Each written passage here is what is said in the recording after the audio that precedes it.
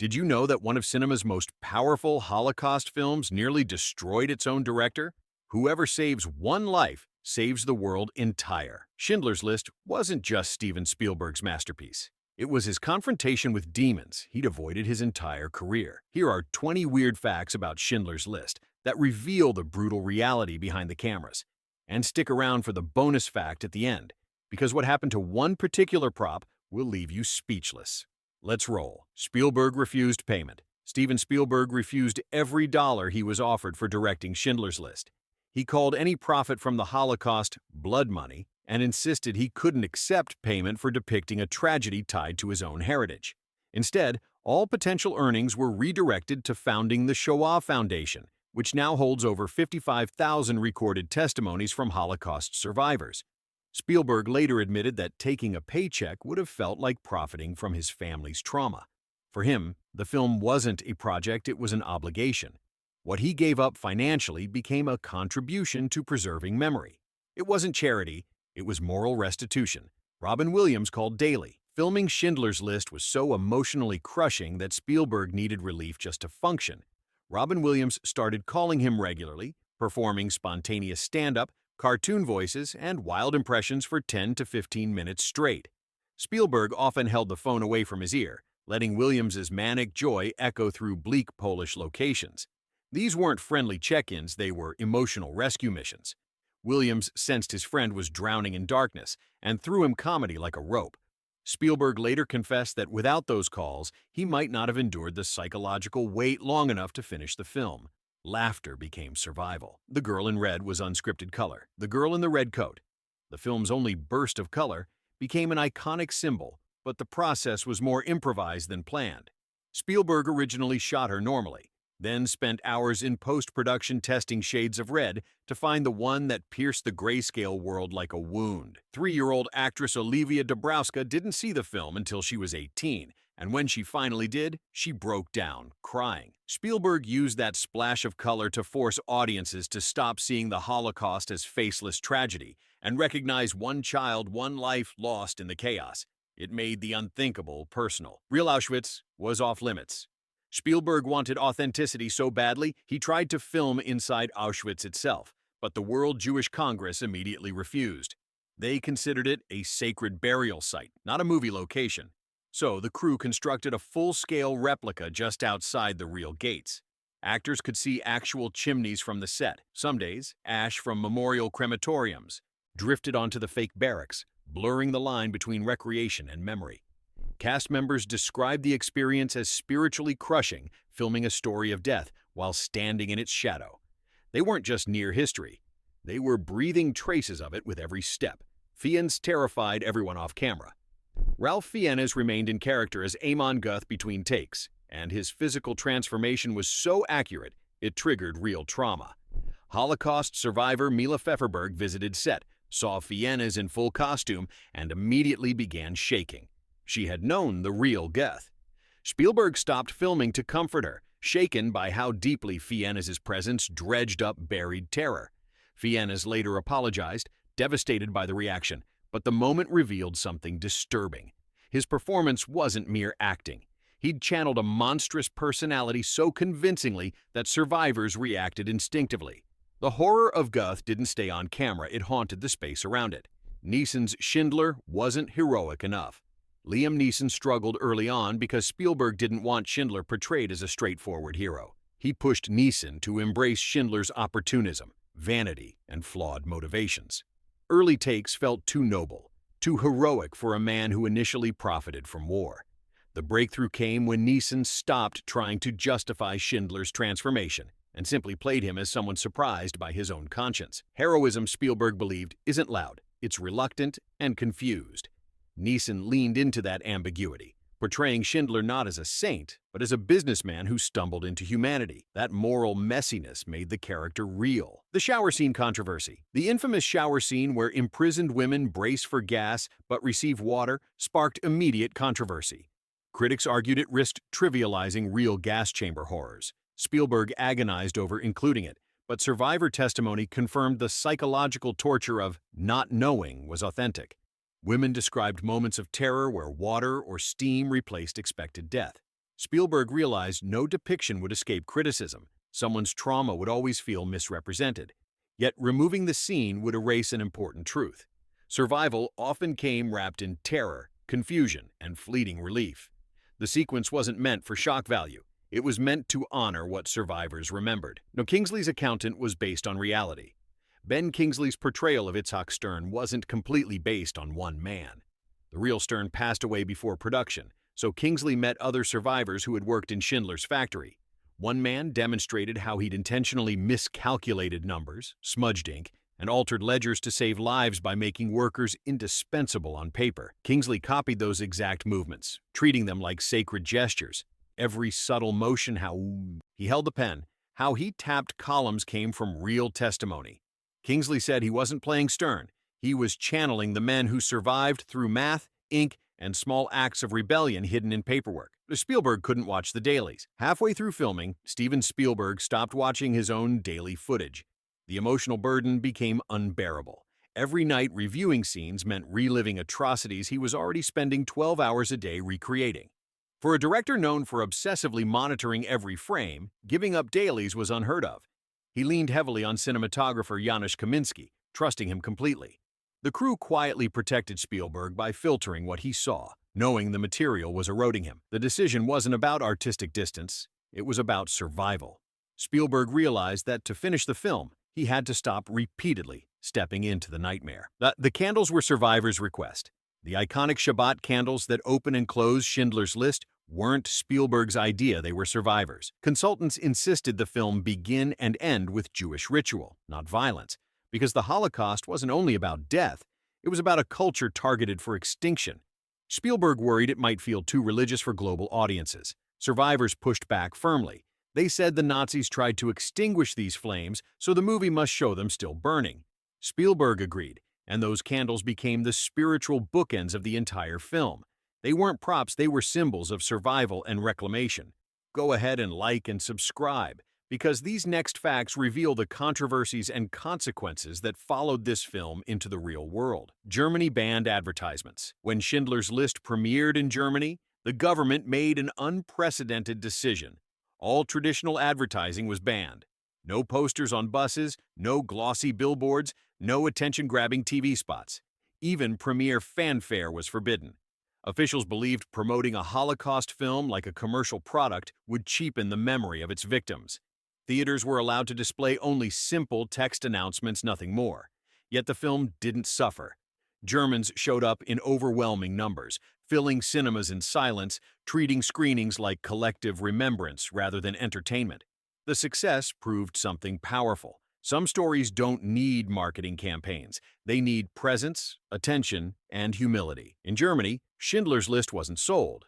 It was honored. Israeli soldiers watched mandatorily. The Israeli Defense Forces didn't simply recommend Schindler's List, they made it mandatory viewing for every soldier in uniform. Entire units filed into military screening rooms, sometimes straight from training exercises, to sit in silence before Spielberg's black and white world. Commanders said the purpose was unmistakable. Every soldier defending. Israel needed to confront the historical trauma that shaped the nation's existence. For many recruits, it was their first time seeing the Holocaust portrayed with such unfiltered realism. Some soldiers broke down, others stared forward, hollow-eyed, trying to process what their ancestors endured. On those bases, the film stopped being entertainment. It became a lesson, a warning, and a responsibility projected larger than life. The IDF understood that defending a country isn't only physical, it's historical. Schindler's List became required memory, ensuring no one wearing that uniform forgot why they were standing guard. The list itself was lost. For decades, the actual typed list, Oskar Schindler's handwritten miracle, vanished into history. Archivists assumed it was destroyed or buried among post-war paperwork. Then, in 1999, a German couple discovered it in their attic, tucked inside an old folder. It had belonged to the husband's parents, who knew Schindler personally, but never understood the document's value. When historians examined it, they realized what they were holding. The original list containing names of Jews Schindler risked everything to save. News agencies worldwide erupted with headlines. Soon after, the document was transferred to Yad Vashem in Jerusalem for preservation, treated like a sacred artifact. A simple piece of paper, once a bureaucratic formality, had saved more than 1,000 lives, disappeared into obscurity, and returned decades later as concrete proof of survival. It symbolized how history hides, waits, and resurfaces when it's needed most. Spielberg's mother survived pogroms. Steven Spielberg didn't approach Schindler's List as just a filmmaker. He carried generational memory. His maternal grandparents fled violent pogroms in Ukraine, and his mother grew up with stories of terror, escape, and entire families erased. Spielberg spent his early career avoiding Jewish subject matter, terrified Hollywood would label him a Jewish director instead of a universal storyteller. But making Schindler's List forced him to confront the truth he'd been sidestepping for decades. These were his mother's memories, his grandparents' nightmares, and his family's inheritance. The film became a confrontation with identity, an acknowledgement that hiding from your roots doesn't make you more accessible. It makes you distant. When Spielberg finally embraced the responsibility of telling a Jewish story, it wasn't cinematic ambition. It was generational reckoning. The film became his way of honoring a lineage that survived by remembering, not erasing. John Williams suggested another composer.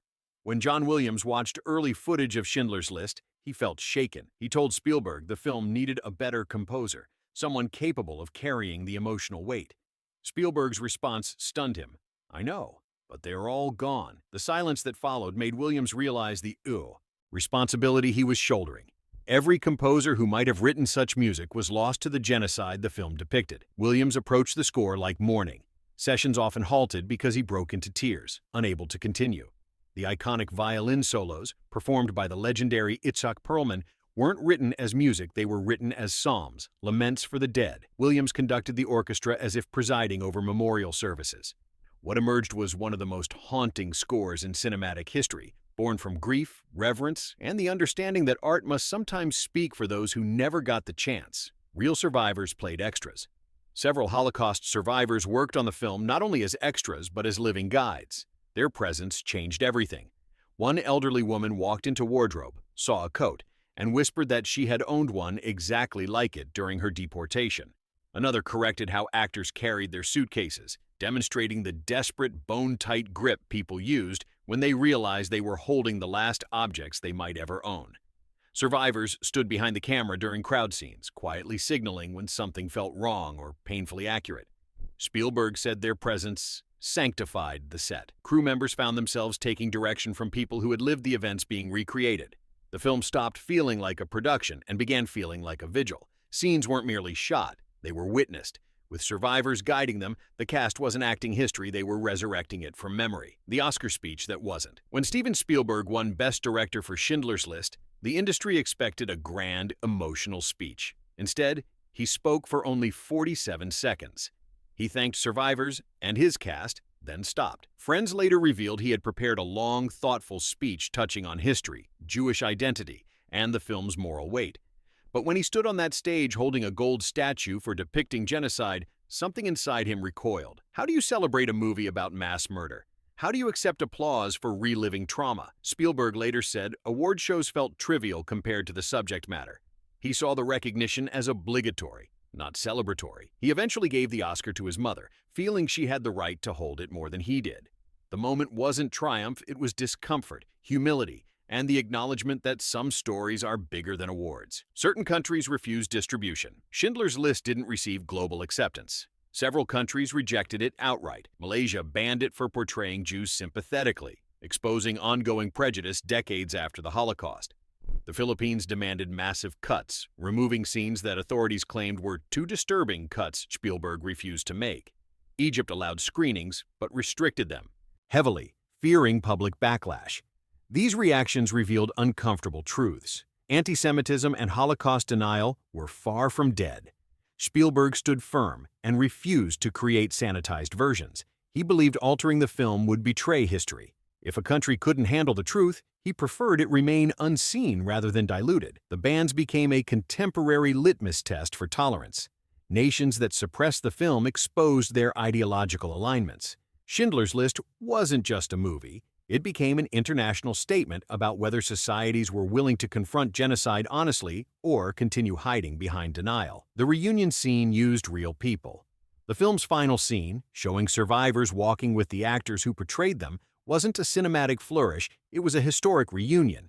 Production staff located as many living Schindler Jews as possible, inviting them and their families to Jerusalem. Many survivors met the actors playing them for the first time minutes before filming.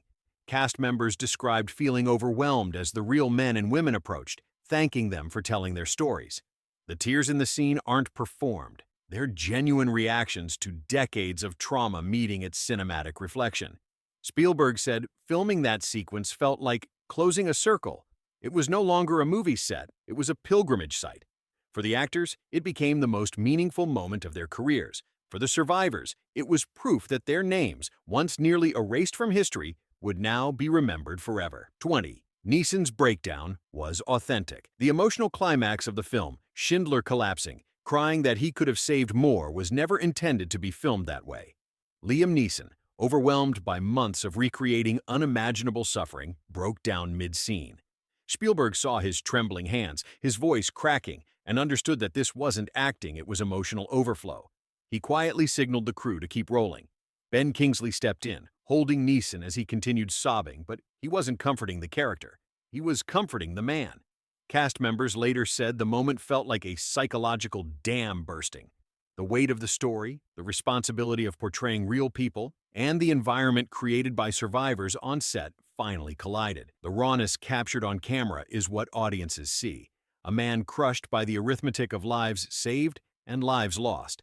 The fourth wall didn't break, it simply ceased to exist. Bonus fact: the ring became sacred. The gold ring Schindler's workers give him, inscribed with the Talmudic verse, was real gold. After filming, Liam Neeson tried to return it to production.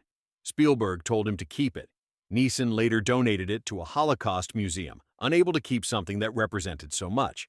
The museum refused payment. That ring, a movie prop, had absorbed too much meaning. It now sits in a display case in Jerusalem, a fake artifact that became genuine through the weight of what it symbolized.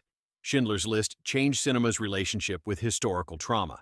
It proved audiences could handle truth without spectacle, darkness without hope, and complexity without easy answers.